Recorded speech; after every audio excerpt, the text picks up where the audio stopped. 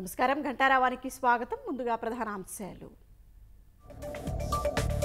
ACB అదుపులో మాజీ మంత్రి జోగి రమేష్ కుమారుడు. సిఐడి జప్తులోని అగ్రిగోల్డ్ భూముల క్రయ విక్రయాలు చేసినట్లు గుర్తింపు.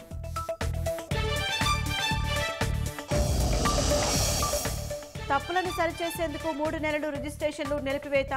అసలైన అసైనీలకు 100% న్యాయం చేస్తామన్న అనగాన్.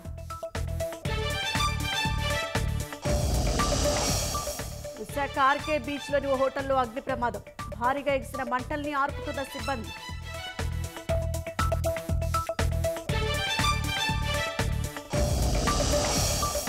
శ్రీశైలంలో చిరుతపులి సంచారంతో కలకలం. జనావాసాల్లోకి రావడంతో స్థానికుల్లో కలవరం.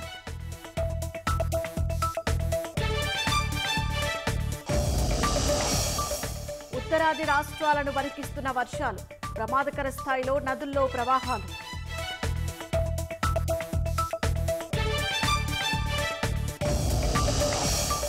హసీనా ఆరోపణల్ని ఖండించిన శ్వేత సౌధం. పదవి నుంచి దించడంలో తమ పాత్ర లేదని స్పష్టీకరణ.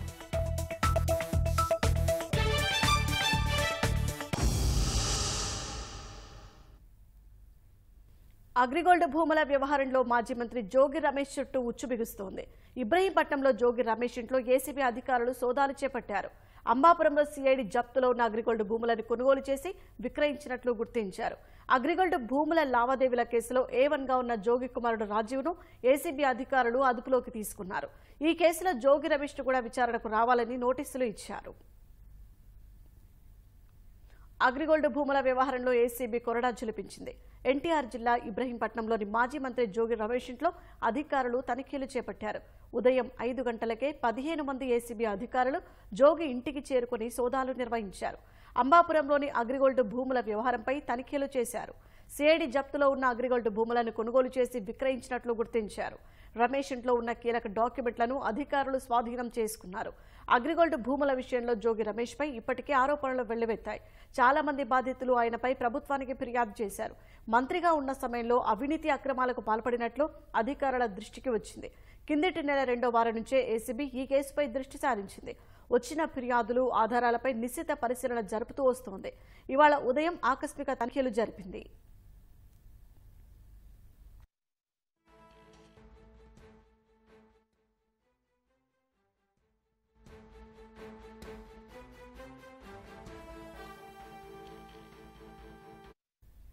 ఈ నెల 2వ తేదీన మంగళగిరి సిఐడి పోలీసులు నమోదు చేసిన ఎఫ్ఐఆర్ ఆధారంగా 6 సెక్షన్ల కింద జోగి రమేష్ తనయుడు, అతని కుటుంబ సభ్యులు, ప్రభుత్వ ఉద్యోగులపై ఏసీబీ కేసులు నమోదు చేసింది.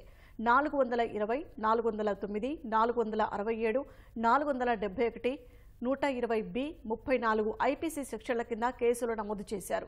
అంబాపురంలోని అగ్రిగోల్డ్ భూ వ్యవహారంలో రాజీవ్తో పాటు మరో 7గురిపై కేసులు నమోదు చేశారు. A1గా జోగి రాజీవ్, A2గా జోగి రమేష్, బాబాయ్ వెంకటేశ్వరరావు పేర్లు నమోదు చేశారు. వీరితో పాటు అడిసిమిల్లి మోహన రామదాసు, అడిసిమిల్లి వెంకట సీతా మహాలక్ష్మి, అంబాపురం సర్వే దేదీప్య, మండల సర్వే రమేష్, డిప్యూటీ తహసీల్దార్ విజయ్ కుమార్, తహసీల్దార్ జాహ్నవిపై కేసులు పెట్టారు.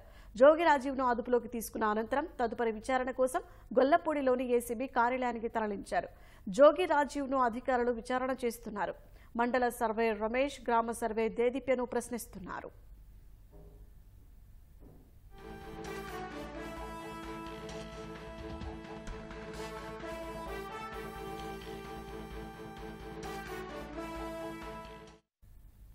ప్రభుత్వం కక్ష సాధింపు చర్యలకు పాల్పడుతోందని జోగి రమేష్ ఆగ్రహం వ్యక్తం చేశారు. అటాచ్మెంట్లో ఉన్న భూముల్ని ఎవరైనా కొంటారా అని ప్రశ్నించారు. అభం శుభం తెలియని తన కుమారుణ్ణి అక్రమంగా అరెస్టు చేశారని మండిపడ్డారు. నా కుమారుడు అమెరికాలో చదువుకొని వచ్చాడు, ఎంఏ చేశాడు, డిలాయిట్లో జాబ్ చేసి వచ్చాడు. అమాయకంగా ఎటువంటి తప్పు చేయనటువంటి మా కుటుంబాన్ని, నా మీద కక్ష ఉంటే ఉండొచ్చు చంద్రబాబు నాయుడు గారికి, నా మీద కక్ష ఉంటే ఉండొచ్చు లోకేష్కి. అగ్రిగోల్డ్ ఆస్తులు ఆల్రెడీ అటాచ్మెంట్లో ఉన్నాయి. ఆల్రెడీ అటాచ్మెంట్లో ఉన్న భూముల్ని ఎవరన్నా కొంటారా? ఏ విధంగా అయితే మనం కొనుగోలు చేస్తామో అట్లానే కొనుగోలు చేసి రిజిస్ట్రేషన్ చేసుకున్న తర్వాత అది మళ్ళా వేరే వాళ్ళకి అమ్మటం జరిగింది. నా మీద కక్ష ఉంటే నా మీద తీర్చుకోండి అంటే అభం శుభం తెలియని కుమారుడి మీద మీరు ఈ విధంగా కక్ష తీర్చుకునే కార్యక్రమం చేయటం న్యాయమేనా, మీకు ధర్మమేనా అని అడుగుతా ఉన్నా. ఇప్పుడు రాజకీయంగా మా మీద కక్ష తీసుకోవచ్చు, రెడ్ బుక్ రాజ్యాంగాన్ని మీరు తీసుకురావచ్చు, మీరు అమలు చేయనివచ్చు. మా మీద ఎందుకు సార్? నేను గానా నా కుటుంబం గానా అగ్రిగోల్డ్ ఆస్తులో కానీ ఏదైనా తప్పు చేస్తుంటే విజయవాడ నడిబొడ్డులో ప్రజల సాక్షిగా అవసరమైతే ఊరేసుకుంటాం. ఇబ్రహీంపట్నం పోలీస్ స్టేషన్ వద్ద ప్రస్తుత పరిస్థితిని మా ప్రతినిధి జయప్రకాష్ ప్రత్యక్ష ప్రసారం ద్వారా అందిస్తారు. షాహీన్ ఈరోజు ఉదయం నుంచి జోగి రాజీవ్ని విచారిస్తూ ఉన్నారు. ఉదయం ఇబ్రహీంపట్నంలో ఆయన ఇంటి వద్ద విచారణ జరిపినటువంటి ఏసీబీ అధికారులు ఆయన అదుపులోకి తీసుకొని ప్రస్తుతం ఇక్కడ ఉన్నటువంటి గొల్లపూడిలో ఉన్నటువంటి ఏసీబీ కార్యాలయానికి తీసుకొచ్చి విచారణ జరుపుతూ ఉన్నారు. అగ్రిగోల్డ్ సంబంధించిన ల్యాండ్కి సంబంధించిన లావాదేవీల్లో ఆయన్ని అదుపులోకి తీసుకున్నట్లు చెప్తూ ఉన్నారు. మరొక వైపు దీనిపైన ఇప్పటికే సిఐడి పోలీసులు కేసు కూడా నమోదు చేసిన పరిస్థితి మనకి కనబడుతుంది. ఆ ఎఫ్ఐఆర్లో A2గా రాజీవ్ ఉన్నారు. మరొక వైపు ఆయనతో పాటు అంపాపురం సంబంధించిన సర్వేయర్ దేదీప్య, అదేవిధంగా మండల సర్వేయర్ రమేష్ ఇద్దరు లోపలే ప్రస్తుతం ఏసీబీ కార్యాలయంలోనే ఉన్నారు. ఏసీబీ కార్యాలయంలో రాజీవ్తో పాటు వారిరువురిని కూడా విచారణ జరుపుతూ ఉన్నారు. అసలు సిఐడి ఆధీనంలో ఉన్నటువంటి స్థలాన్ని ఏ విధంగా వీళ్ళు విక్రయించారు, అదేవిధంగా ఏ విధంగా వీళ్ళు సర్వే చేసి అనుమతులు ఇచ్చారు అనే విషయం ప్రధానంగా ఇక్కడ తేలాల్సి ఉంది. ఎందుకంటే ఇప్పటికే ఇక్కడికి వైసీపీ నేతలు ఇక్కడికి వచ్చారు. లేళ్ల అప్పిరెడ్డి, అదేవిధంగా మాజీ మంత్రి వెల్లంపల్లి శ్రీనివాసరావు, దేవినేని అవినాష్, మేరుగు నాగార్జున తదితరులు వైసీపీ నేతలు ఇక్కడికి వచ్చి జోగి రమేష్తో మాట్లాడుతూ ఉన్నారు, సంఘీభావం తెలుపుతూ ఉన్నారు. వాళ్ళు ప్రధానంగా చెప్పేది ఏంటంటే, ఒకవేళ అగ్రిగోల్డ్కు సంబంధించిన ఆస్తి కనుక అయితే అధికారులు ఏ విధంగా వాటిని అధికారులు ఏ విధంగా వాటిని రిజిస్ట్రేషన్ చేశారు, ఎలా చేశారు అనేది ప్రశ్నిస్తూ ఉన్నారు. ఇప్పుడు పోలీసులకి అదేవిధంగా ఏసీబీ అధికారులకు కూడా అంత చిక్కని ప్రశ్న అదే. ఎందుకు వీళ్ళు ఈ విధంగా చేశారు, ఎవరు దీని వెనకాల ఉన్నారు, ఎలా చేశారు? ఎందుకంటే ప్రతి స్థలం రిజిస్ట్రేషన్ చేసే ముందు ఖచ్చితంగా మండల సర్వేయరు, గ్రామ సర్వేయరు వీళ్ళంతా కలిసి వాళ్ళని అక్కడ ఉన్నటువంటి ల్యాండ్ని మొత్తం పరిశీలించి రిపోర్ట్ ఇవ్వాలి. అయితే అప్పుడు మంత్రిగా ఉన్నటువంటి జోగి రమేష్ యొక్క ఒత్తిడితోటే వాళ్ళు వెంటనే దాన్ని రిజిస్ట్రేషన్ చేయటము, దానికి సంబంధించినటువంటి అనుమతి పత్రం కూడా ఇచ్చారని చెప్తూ ఉన్నారు. మొత్తం మీద ఈ వ్యవహారంలో స్పష్టంగా ఇక్కడ అర్థమవుతూ ఉంది. సిఐడి అధికారులు కూడా స్వయంగా వీళ్ళు రిజిస్ట్రేషన్ చేయించుకున్నటువంటి ప్రాంతాన్ని వెళ్ళి పరిశీలించారు. అది తమ జప్తులో ఉన్నటువంటి ఆస్తిగానే పరిగణించారు. దీనికి అంతటికీ ఇప్పుడు కొంతమంది నేతలు ప్రశ్నిస్తూ ఉన్నారు, ఎవరైతే కొనుగోలు చేశారో వాళ్ళు ముందుకు రాలేదు, ప్రభుత్వం ముందుకు వచ్చిందని. ఇక్కడ సమస్య ఏంటంటే అగ్రిగోల్డ్ సంబంధించిన ఆస్తి సంబంధించినటువంటి భాగస్వామే స్వయంగా వచ్చి ఇది తమ ఆస్తిని వాళ్ళు వేరే వారికి విక్రయించారు అని స్వయంగా వచ్చి బాధితుడిగా ఆయనే కంప్లైంట్ ఇచ్చాడు. హైకోర్టులో కూడా వ్యాజ్యం వేసిన పరిస్థితి మనకి ఇక్కడ కనబడుతూనే ఉంది. ఈ క్రమంలోనే పోలీసులు ముందుకు వచ్చారు. ఈ సిఐడి అధికారులు దీనికి సంబంధించి అవినీతి నిరోధక శాఖకు సంబంధించిన యాక్ట్ ప్రకారంగా ఇందులో సెక్షన్లు కూడా జోడించడంతో ఇందులో అధికారులు కూడా ఉన్నారు. కాబట్టి దీనికి సంబంధించి అవినీతి శాఖ నిరోధక శాఖ అధికారులు విచారణ జరుపుతూ ఉన్నారు. ఎస్పీ సుప్రజ ఆధ్వర్యంలో ఈ విధంగా జరుగుతూ ఉంది. జోగి రమేష్ అదేవిధంగా మరికొంతమంది ఇక్కడే ఇప్పటివరకు ఉంటూ అక్కడికి వచ్చినటువంటి నేతల్ని పరామర్శిస్తూ ఉన్నారు. మొత్తం మీద ఇక్కడికి సుమారు 9:30 గంటల ప్రాంతంలో ఇంటి దగ్గర నుంచి బయలుదేరి నేరుగా ఇక్కడికి తీసుకువచ్చారు. రాజీవ్తో పాటుగా మిగతా ఇద్దరిని ఎవరైతే సర్వేయర్లు ఉన్నారో వాళ్ళు ఇరువురిని విడిగా ప్రశ్నిస్తూ ఉన్నారు.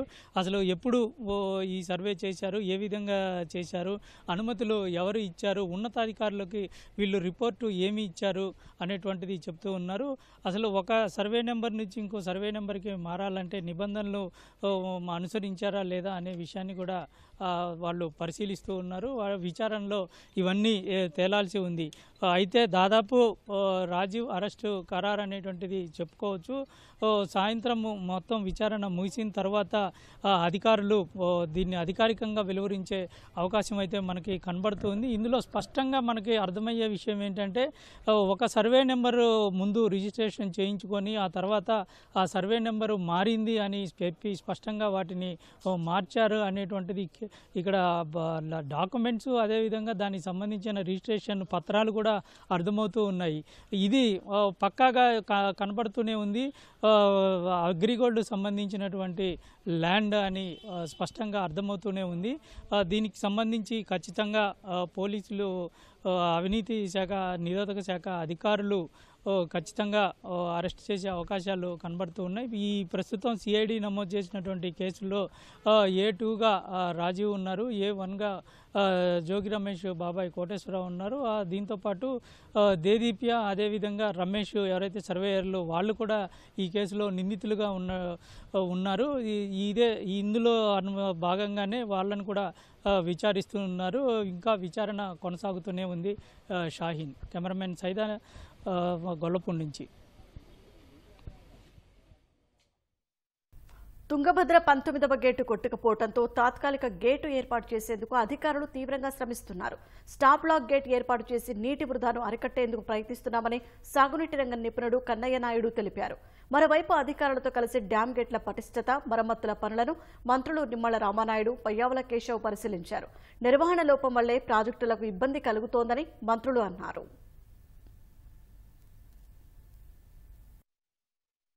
రిజర్వాయర్ ఈ రోజుకి 91, అంటే దగ్గర ఈ 2-3 రోజుల్లోనే 10-15 టీఎంసీల నీరుని మనం కోల్పోయామని అంటే ఎంత విలువైనటువంటి త్రాగునీరుని, సాగునీరుని మనం కోల్పోతున్నామో అర్థం చేసుకుని ఆ ప్రమాదం జరిగిన వెంటనే అర్ధరాత్రి సైతం అటు చంద్రబాబు నాయుడు గారు స్పందించి ఇమ్మీడియట్లీ ఏదైతే జలవనరుల శాఖ మంత్రిగా మాతో కానీ, ఇరిగేషన్ అధికారులతో కానీ, అట్ ద సేమ్ టైం ఏదైతే రాయలసీమకు సంబంధించి దీని మీద అవగాహన ఉన్నటువంటి కేసు గారితో అందరినీ కూడా ఆయన కాల్ తీసుకుని ఇమ్మీడియట్లీ ఏదైతే కన్నం నాయుడు గారు, ఎందుకంటే ఈ గేట్ల తయారులో కానీ ఏర్పాటులో కానీ నిపుణులతో ఉన్నటువంటి వ్యక్తి, మా పోలవరం ప్రాజెక్టుకు సంబంధించినటువంటి గేట్ల అమరికలో కూడా కీలకమైనటువంటి వ్యక్తి ఎవరైతే కన్నం నాయుడు గారు ఉంటే అప్పటికప్పుడు హోటాటిన ఆయన కూడా మరి కంటికి సర్జరీ, లేజర్ సర్జరీ చేయించుకుని విశ్రాంతి తీసుకుంటూ ఉంటే ఆయన కూడా చంద్రబాబు నాయుడు గారు స్పెషల్ రిక్వెస్ట్ చేసి ఆయన్ని అత్యవసరంగా ఇక్కడికి పంపించి ఆయనకి ఏదైతే ఒక టీముగా మా రాష్ట్రం నుంచి ఎవరైతే ఇంజనీరింగ్ సంబంధించిన డిజైన్స్ అధికారులు ఎవరైతే ఉన్నారో సిఈఎస్సి, వీళ్ళందరినీ కూడా ఒక బృందంగా ఏర్పాటు చేసి కర్ణాటక ప్రభుత్వం సంబంధించిన అధికారులతోటి సిడబ్ల్యూసీ కోఆర్డినేట్ చేసుకుంటూ త్వరితగతంగా ఆ యొక్క సమస్యను అధిగమించేటువంటి విధంగా చంద్రబాబు నాయుడు గారు ఎప్పటికప్పుడు డైరెక్షన్స్ ఇవ్వడం జరుగుతుంది. అందులో భాగంగానే నిన్నే ఈ ప్రాజెక్ట్ దగ్గరికి మేము కూడా రావడం జరిగింది. ఏదైతే ఈరోజు ఆ యొక్క తుంగభద్ర 19వ గేటు పరిశీలించడం కానీ, అదేవిధంగా ప్రాజెక్టు ఇతర గేట్ల విషయంలో కూడా ఇప్పుడే అధికారులతో కూడా సమీక్ష జరపడం జరిగింది.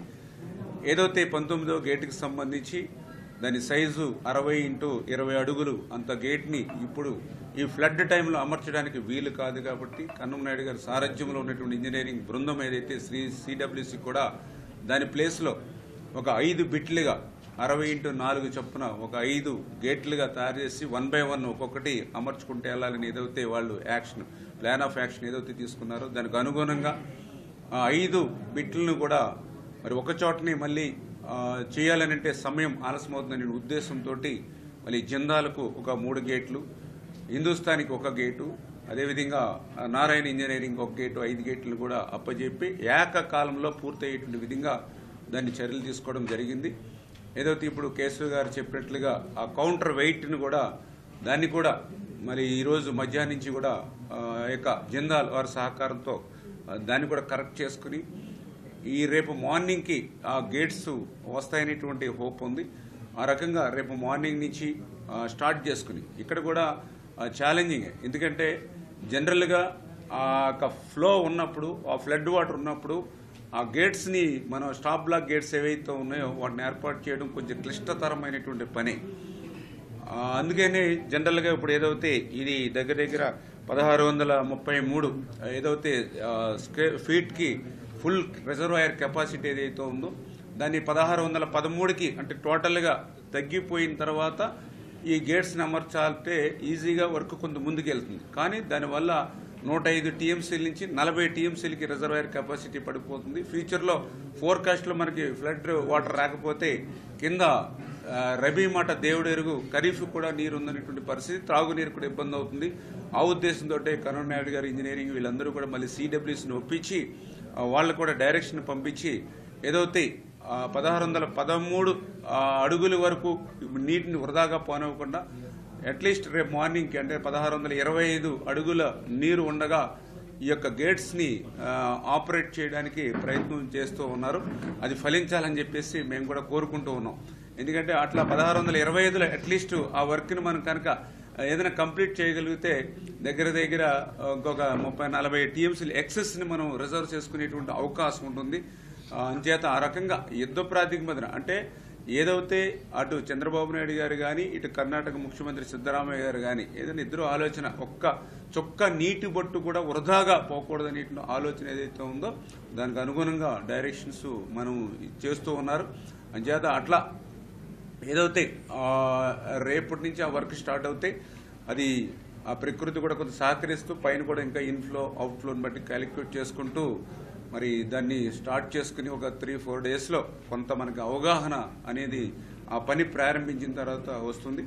ఏదేమైనా ఎంతో తొందరగా దాన్ని క్లోజ్ చేస్తే ఇప్పుడు అధికారులతో కూడా రివ్యూ చేసినప్పుడు గేట్స్ తయారులో ఇబ్బందులు లేకుండా వెంటనే మనం క్లియర్ చేసేటువంటి విధంగాను అదేవిధంగా వర్క్ స్టార్ట్ చేసి అట్లీస్ట్ ఒక 5 days 1 weekలో కంప్లీట్ చేయగలిగితే 30-40 ఎక్సెస్ ఇప్పుడు బయటకు వాటర్ పోకుండా నిలుపుదల చేసుకోగలుగుతాం.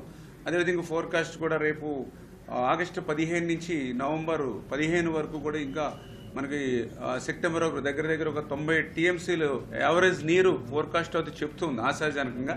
అంచేత ఇది పూర్తి చేసుకోగలిగితే ఆ వాటర్ను మనం స్టోరేజ్ చేసుకుంటాం అనేటువంటి ఆశ ఉంది. ఇంచేత ఈ రకంగా ఎక్కడా కూడా ఆటంకం లేకుండా ఇప్పుడే రివ్యూలో కూడా చెప్పడం జరిగింది. అవసరమైతే ఆ యొక్క ప్రాజెక్టు మీద ఒక షామియానాలైనా వేసుకుని 24 hours కూడా మనం వర్క్ని చేద్దాం. తద్వారా ఎంత తొందరగా వదిలవుతాయి. ఎందుకంటే ఒక టీఎంసీ పోతేనే దగ్గర 10,000 ఎకరాలకి మనం సాగునీరు కోల్పోయేటువంటి పరిస్థితి. అంచేది ఎవ్రీ టీఎంసీ మనకు వాల్యుబుల్ కాబట్టి కొంచెం కష్టపడి పనిచేద్దాం. అవసరమైతే ఏదైతే అంటే కేశవ్ గారు కూడా చెప్పడం జరిగింది, రాష్ట్రం అంతా మీ వైపు చూస్తున్నారు, దేశం అంతా మీ వైపు చూస్తూ ఉన్నారు. అంచేత ఒక రకంగా లైవ్ టెలికాస్ట్ అని అనుకోండి మీరు పనిచేస్తున్నట్లుగా. మీరందరూ కూడా ఒక ఇన్స్పిరేషన్గా ఉండాలి అని ఇప్పుడే అధికారులు కూడా అందరూ కూడా చెప్పడం జరిగింది. అందరూ కూడా ఇటు ఆంధ్రప్రదేశ్ రాష్ట్రం కానీ ఇటు కర్ణాటక కానీ ఇటు సిడబ్ల్యూసీ అందరూ కూడా మరి యునైటెడ్గానే ఉండి ఈ యొక్క సాధ్యమైనంత వరకు గేట్స్ని as early as possible complete చేసి ఆ నీటిని ఒడిసిపెట్టి ఇటు కర్ణాటక కానీ అటు రాయలసీమ కానీ అదేవిధంగా మహబూబ్ నగర్ ఏదైతే తెలంగాణ వీళ్ళందరికీ కూడా ఉపయోగపడేటువంటి యొక్క కాపాడుకుంటామని చెప్పి మీ ద్వారా అందరికీ కూడా తెలియజేసుకుంటూ మరి అందులో పర్టికులర్గా ఏదైతే మాకు కూడా ఏదైతే ఎల్ఎల్సీ కానీ హెచ్ఎల్సీ కానీ ద్వారా రాయలసీమ అదేవిధంగా కేసీ కెనాల్ 10 టీఎంసీ ఏదైతే డ్రింకింగ్ వాటర్ పర్పస్ మే నెలలో కానీ ఇట్లా మా యొక్క ఏదైతే ఈ రాయలసీమకు సంబంధించినటువంటి కరువు జిల్లాలకు సంబంధించినటువంటి అవసరాలు ఎక్కువ ఉన్నాయి కాబట్టి స్పెషల్ ఎఫెక్ట్ కూడా పెట్టి నిన్న బోర్డు ద్వారా కూడా డైరెక్షన్ కూడా ఆంధ్రప్రదేశ్ రాష్ట్రం నుంచి ఏ రకంగా కావాలంటే ఆ రకమైనటువంటి అన్ని సహకారాలు అందిస్తామని చెప్పి నిన్న సెక్రటరీ గారు కూడా బోర్డుకి చంద్రబాబు నాయుడు గారి తరఫున చెప్పడం కూడా జరిగిందని చెప్పి మీ ద్వారా అందరికి కూడా తెలియజేసుకుంటున్నాం.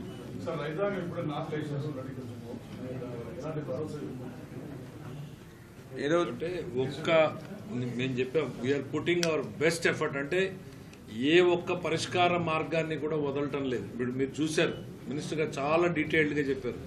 జేఎస్డబ్ల్యూ కొన్ని వర్క్స్ ఇచ్చాము, నారాయణకి ఇచ్చాము, హిందుస్థాన్కి ఇచ్చామంటే సైమల్టేనియస్గా ఒక గేట్ డిజైన్ అనేది మామూలుగా 3 నెలలు 6 నెలలు పట్టేటువంటిది 3 రోజుల్లో డిజైన్ చేసేంత టైంని కన్స్ట్రైన్ చేసి మెటీరియల్ ప్రొక్యూర్మెంట్ని పెట్టి చేసేటువంటి ప్రయత్నం మనం చేస్తాం. అంటే ఇవాళ మాట్లాడితే ఏదో గొప్ప చెప్పినట్టు ఉంటుంది కానీ ఇక్కడ జరుగుతున్నటువంటి ప్రక్రియ అనేటువంటిది ఒక ఇంజనీరింగ్ అద్భుతము, ఒక ఇంజనీరింగ్ సాహసం అని కూడా నేను చెప్పాలి. ఎందుకనంటే మీరు చూసారు పోలవరం గేట్స్కి ఎంత ప్రొలాంగ్డ్ టైం తీసుకున్నాం. ఇవాళ షార్టెస్ట్ టైంలో గేట్లు డిజైన్ చేయటము, చిన్న చిన్న ప్యానల్స్గా బ్రేక్ చేయడము, ఇంకా మీకంటే డీటెయిల్డ్గా చెప్పాలంటే ఒక గేటు మీద ఒక గేటు దించే పరిస్థితి కూడా అక్కడ లేదు. సో కాబట్టి ఒక గేటును మళ్ళీ 2 ముక్కలు చేసుకుని కిందకి దించి కింద లైవ్ వాటర్ వెళ్తూ ఉన్న దాని మీద ప్లాట్ఫామ్ కట్టుకుని అక్కడ వెల్డింగ్ చేసుకుని, నేను ఎందుకు సాహసం అంటున్నాను అంటే ఇవాళ దేశం మొత్తం చూడాల్సినటువంటి పరిస్థితి.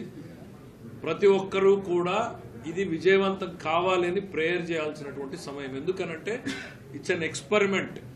నీటిని మామూలుగా ఈజీగా ఏంటంటే నీళ్ళన్నీ వదిలేసిన తర్వాత చేసుకునేది ఒక మార్గం, కానీ నీళ్లు ఉండగానే చేయాలి అనేటువంటిది నిపుణులు ఇప్పుడిప్పుడు అంచనాకు వస్తున్నారు. We will take risk. CWC వాళ్ళతో కూడా మాట్లాడుతున్నారు, వాళ్ళ గైడెన్స్ తీసుకుంటున్నారు. అంటే ఆడ నీళ్లను పోతూ ఉన్న స్పీడ్ చూస్తూ ఉంటే అసలు ఎట్లా పని చేయగలరు అని. బట్ వాళ్ళు కాన్ఫిడెంట్గా ఉన్నారు ఇవాళ. So we want to support all out. వెళ్ళి కూర్చోబెట్టి అది కరెక్ట్గా కూర్చోటుంది అనేటువంటి నమ్మకాన్ని, విశ్వాసాన్ని ఉన్నాం. ప్రతి ఒక్కరం కూడా మనం ఈ నీటిని నమ్ముకుని ఈ భూమిని నమ్ముకున్న ప్రతి ఒక్కరం కూడా ఈ ఎక్స్పెరిమెంట్ విజయవంతం కావాలని భగవంతుడిని కోరుకుందాం. ఎందుకనంటే ఈ 2 జిల్లాలే కాదు, ఈ కర్ణాటకలోని జిల్లాలు కూడా భవిష్యత్తు దీని మీద ఆధారపడి ఉంది.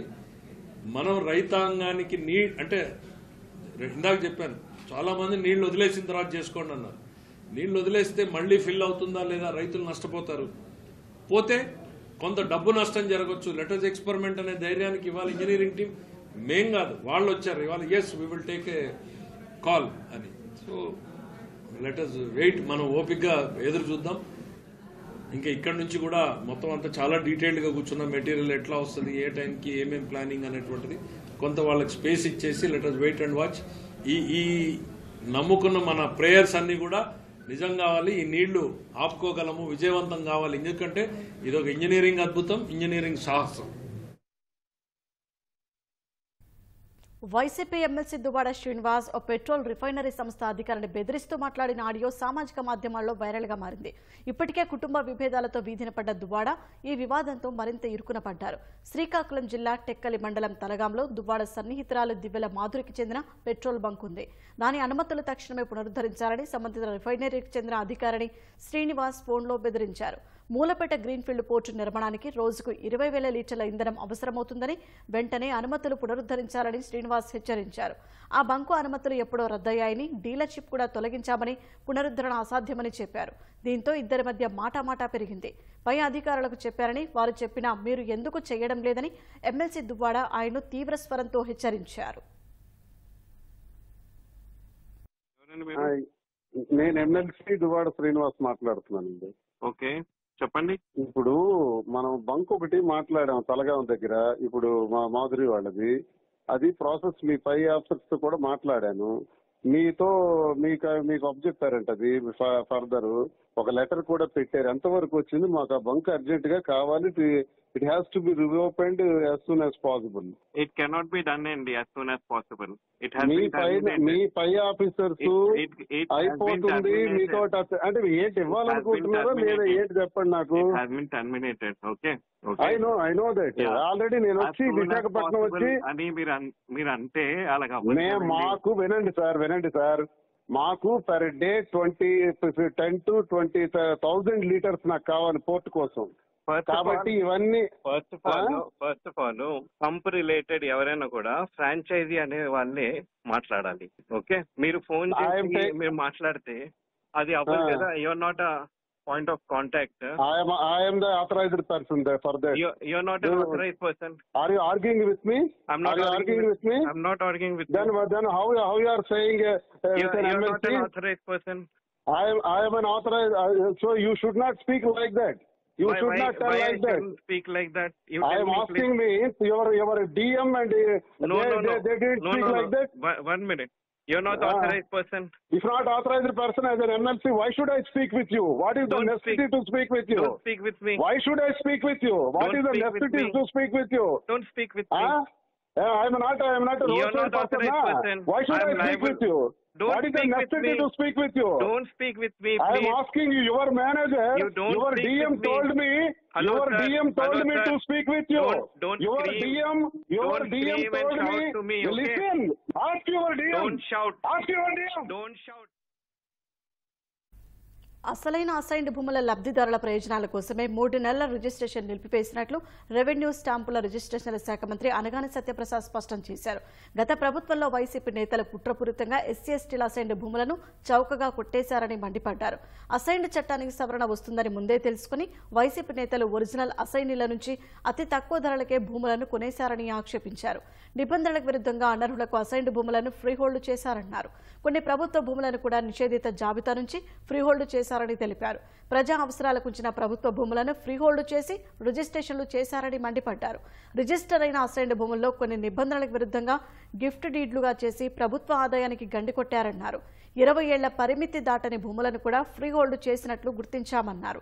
ఫ్రీహోల్డ్ వ్యవహారంలో జరిగిన తప్పులన్నింటినీ సరిచేసేందుకే 3 నెలల పాటు రిజిస్ట్రేషన్లు నిలిపివేసినట్లు మంత్రి వెల్లడించారు. ఒరిజినల్ అసైన్లకు 100% న్యాయం చేస్తామన్నారు. ఫ్రీహోల్డ్ పేరుతో అక్రమాలకు పాల్పడిన వారిపై చర్యలు ఉంటాయని హెచ్చరించారు.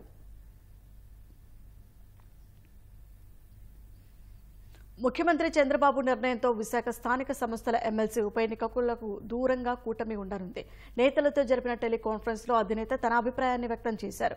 గెలవాలంటే పెద్ద కష్టం కాదు, కానీ హుందా రాజకీయాలు చేద్దామని సీఎం నేతలతో చెప్పినట్టు సమాచారం. ఆయన నిర్ణయాన్ని కూటమి పక్ష నేతలు, జిల్లా నేతలు ఆమోదించారు. నాటి స్థానిక ఎన్నికల్లో వైసీపీ ప్రభుత్వ అక్రమాల కారణంగా తెలుగుదేశం ఎన్నికల్లో పోటీకి దూరంగా ఉందని, అధికార మార్పిడి తర్వాత పెద్ద ఎత్తున స్థానిక సంస్థల ప్రజాప్రతినిధులు కూటమి వైపు వచ్చారన్నారు. గెలుపు కాదు, ప్రజల అభిప్రాయాలు, విలువలు ముఖ్యమని చంద్రబాబు స్పష్టం చేసినట్లు తెలిసింది. చంద్రబాబు అత్యంత హుందాగా వ్యవహరించారని కూటమి నేతలు కొనియాడారు. అధికారంలో ఉండి గెలిచే అవకాశమున్న రాజనీతిజ్ఞుడిలా వ్యవహరించారని ప్రశంసించారు. విశాఖపట్నం ఆర్కే బీచ్లో పాండురంగాపురం మత్స్యదర్శిని హోటల్లో అగ్ని ప్రమాదం జరిగింది. రిక్రియేషన్ సెంటర్గాను ఉన్న ఈ హోటల్లో భారీ ఎత్తున మంటలు ఎగిసిపడ్డాయి. చుట్టుపక్కల ప్రాంతాల్లో దట్టంగా పొగలు అలుముకున్నాయి. బీచ్లోని జనం అక్కడ గుమికూడారు. చాలాసేపటి వరకు అగ్నిమాపక యంత్రాలు రాకపోవడంతో హోటల్ పూర్తిగా తగలబడిపోయింది. పరిస్థితి పూర్తిగా చేయి దాటిపోయిన తర్వాత వచ్చిన అగ్నిమాపక యంత్రంతో మంటలను ఆర్పారు.